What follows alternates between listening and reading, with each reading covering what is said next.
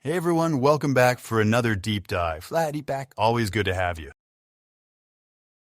Today we're tackling something pretty major.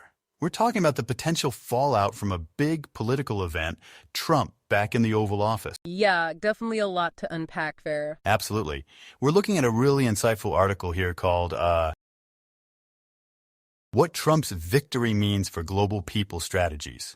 Interesting tighter. Right, and it really digs into how this shift could totally change the global economy, especially for companies who are working with, talent all over the world. Global workforce, yeah. Big topic these days. For sure.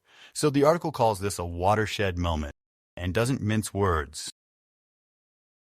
What makes this so significant in a global context? Well, I think the main takeaway is that the article's predicting a pretty big change in how America approaches the global stage. Okay. Specifically, there's a lot of talk about a move towards protectionism. Okay, protectionism.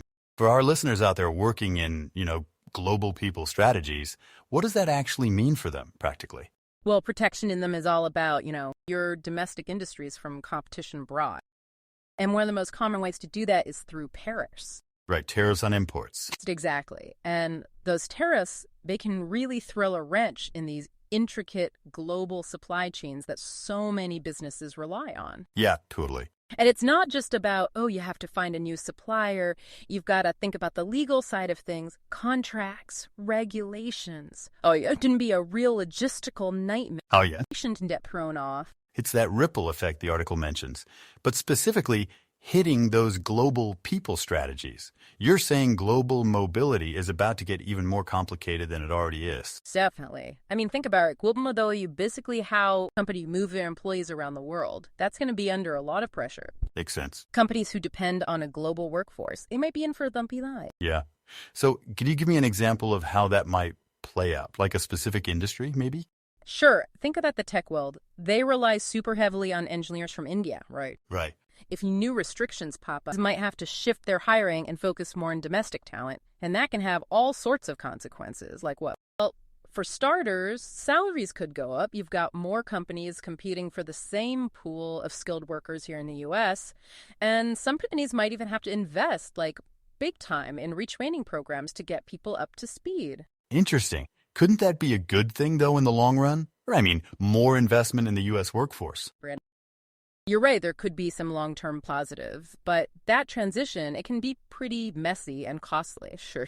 And it's not just hiring either. Think about employees who are already working for these companies, the international assignments, teams spread out across the globe. Cross-border collaboration, yeah. Right, even just basic communication, understanding different cultures. If movement gets restricted, that's something to get harder. Definitely. The article really focuses on this global mobility sector.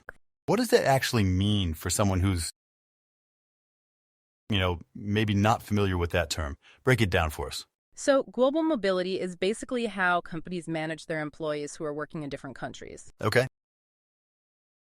And it's way more complicated than just getting visas. You've got different cultures, different employment laws, taxes.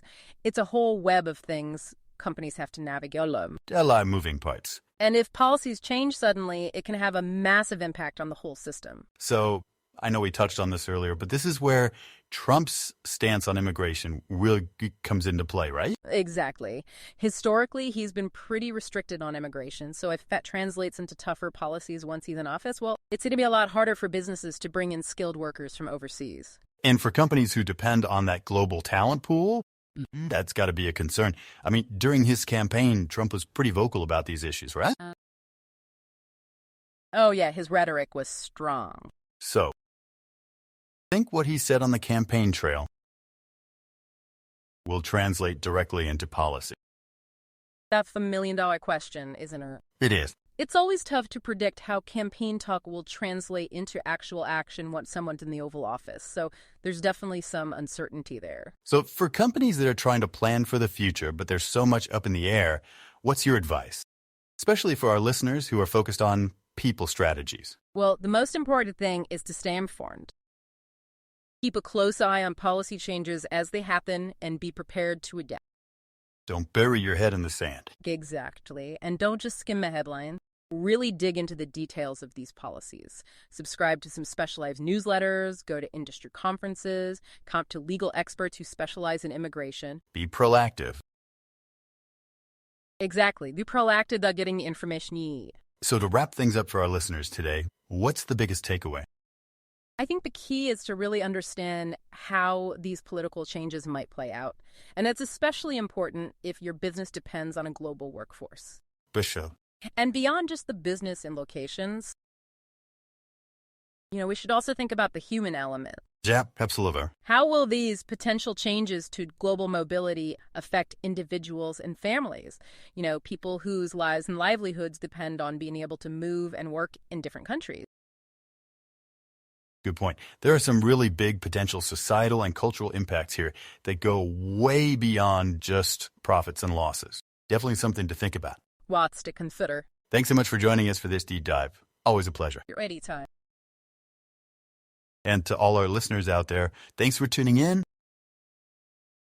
and we'll catch you on the next one.